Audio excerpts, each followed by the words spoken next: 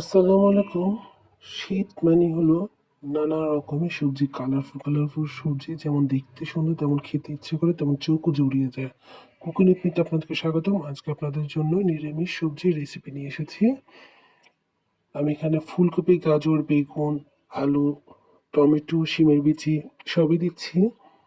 একটা হাঁড়িতে সরষের তেল দিয়ে তাতে পেঁয়াজ, কাঁচামরিচ ভালো করে ভেজে নিব। রসুন 2 চামচ দিয়েছি চায়ের চামচের।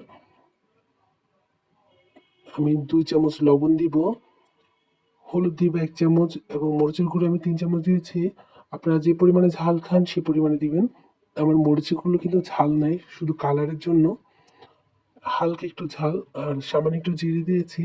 ভালো করে মশলাটি কষিয়ে সবজিগুলো দিয়ে দিব। সবজি একটু হয়ে আসার পরে আমি কিছুক্ষণ পরে শিমের বিচি দিয়ে দিব পানি একটু দিয়ে, এবং শিমের বিচি আর সবজি হয়ে আসার পরে আমি এখানে টমেটো দিয়ে দিব। টমেটো আর সবজি ভালো মতো হয়ে আসার পরে আমি বাগার বা ফোড়নি আপনারা যেটাই বলেন সেটা পেঁয়াজ এবং রসুন দিয়ে দিয়েছি, এবং দিয়ে আমি ধনেপাতা ভালো করে ছিটিয়ে দিচ্ছি এবং একটি বাটিতে পরিবেশন করে দেখাচ্ছি কত সুন্দর কালারফুল সবজি হয়েছে। আপনারা দেখছেন নিরামিষ সবজি।